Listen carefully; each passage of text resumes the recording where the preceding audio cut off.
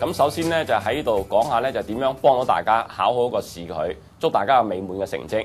咁首先我講講中文科卷1裏邊要注意嘅問題。同學咧就好驚咧，就係呢張卷裏邊由於冇咗課文，其實而家考咗2年啦，我哋知道佢係個命題模式嗰度入手係一個好好嘅辦法嚟嘅。喺過去1年裏邊咧，佢係48%考4式題，所以大家要準備嘅就係4式題裏邊嘅概念、正確、錯誤、部分正確、無從判斷，點樣去分別啦。第二咧，大家就要小心裏邊嘅嗰啲短答題嘅內容嘅配對。內容裏邊咧，通常咧我哋又話個要點，然後解釋。第3方面咧，我哋要小心嗰啲填表題。填表題咧就係一個配對，有時有啲要推論嘅，有啲純粹就係一個敘述嘅。再落嚟就係啲大綱題，即係話撮要一個大綱。一個大綱裏邊咧，通常我哋話佢記載咩嘢，描述乜嘢嘢。再落嚟就係一定要明白嘅，就係嗰個段落結構作用。咩叫段落結構作用咧？就話佢用咩方法嚟嚟演繹呢一段嘅內容嘅。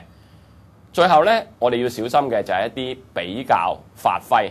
嗱，發揮咧就係喺個文本以外，你結合現實生活裏邊提出自己嘅睇法嘅。再落嚟咧，就會有一部分就係字詞釋義。咁字詞釋義裏邊咧，就多數咧文言文裏面佢一定會考就係詞語解釋、改寫，以及一啲文言嘅句式嘅一啲嘅判斷。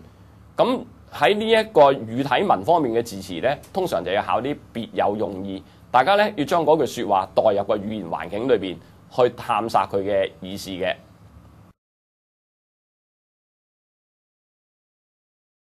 至於卷2嘅作文，我哋要小心嘅咧就係第一個問題就一定係審題，因為審題唔清楚離題係作文裏邊嘅考試失敗嘅一個唯一嘅，亦都係最主要嘅原因。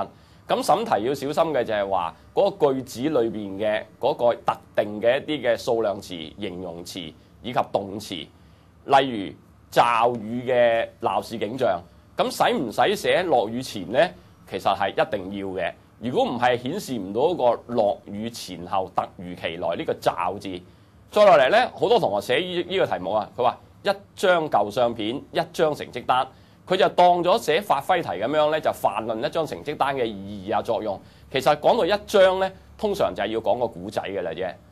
再落嚟就係一啲特定嘅名詞，譬如話暢銷嘅報紙係咪就係好報紙？呢一個豐裕嘅物質生活係咪美好嘅生活？嗱，呢啲咩叫美好，咩叫好，你一定要界定清楚。咁我哋嘅考試嘅內容咧，通常都係環繞我哋嘅社會生活，特別係學校生活。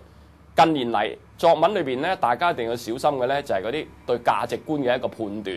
譬如話社會地位同財富係咪成正比例嘅，以及教學方法裏邊咧係咪話棒下出孝子，定係用讚賞係教育嘅恩物要你評論嘅。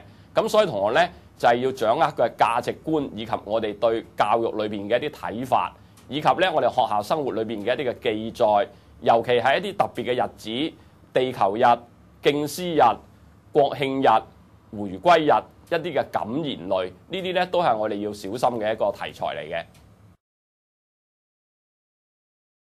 至於第3張卷聆聽，咁同學以為話聆聽冇咩好準備，其實唔係嘅。聆聽我哋要小心嘅題型，第一仍然係4式題啦，其次就係裏邊嘅一啲嘅符號題。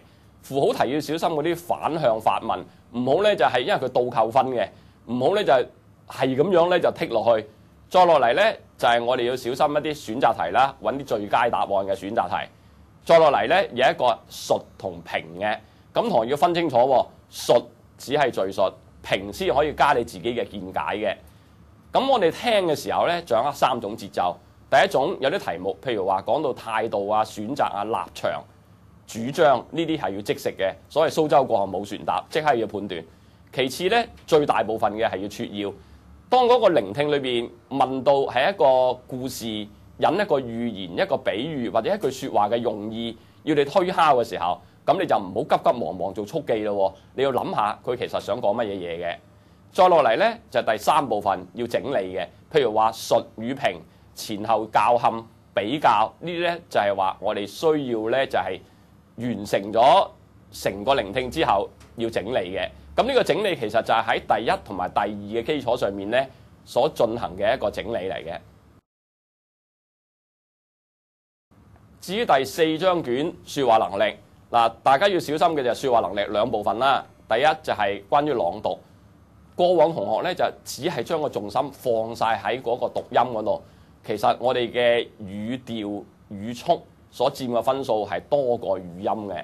咁同學要小心嘅就係話我哋嘅調子邊啲係遞進，邊度係高低長短強弱，形成一個對比，俾人睇到有個感情。至於小組討論嘅部分，口語溝通呢，我哋要注意喺3種題型嘅。第一種係正反題，正反題呢唔好淨係顧住進攻，要注意防守。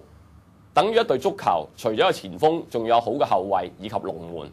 至於第2部分嘅共識題，大家要小心共識嘅時間。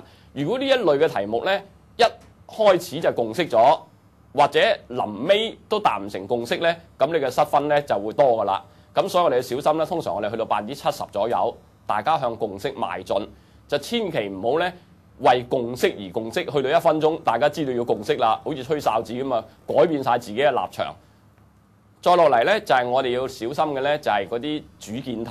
主見題睇落好似平平無奇，其實你第一次提出嘅主見嘅時候，就要小心你嘅主見嗰個可行性、積極性同埋建設性同埋新穎性。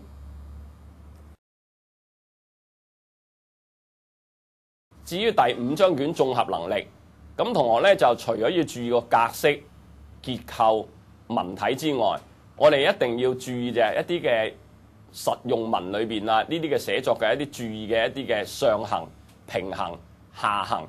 其實呢個就係咩咧？就係叫作文意識，即係話你寫嗰個人同接受呢一個信件、報告或者你一個演講詞裏邊，你嘅對象大家之間嘅關係，以及你想達到咩目的。例如咧，我哋一定要小心就係書信裏邊嘅3種關係：上行、平行與下行。咁考試多數都係考上行嘅。咁上行咧要小心咧，稱對方咧要有敬詞。一啲文言文嘅常用嘅敬詞，你係要明白嘅。譬如話稱呼人哋，除咗個職銜之外，君監、台監。祝人哋台安、均安，以及老師就係教安，編輯就係編安，自己就要稱呼自己咧係呢一個後學晚輩敬上，自己所能夠做到嘅能力就係叫做綿力或者綿薄，或者自己咧對呢樣嘢只係識嘅係皮毛，希望咧就多啲學習。咁所以呢個咧就要小心咧，就係話推崇人哋。謙卑自己，呢個係寫上行嘅呢一個我哋嘅信件以及演說嘅一個重心嚟嘅。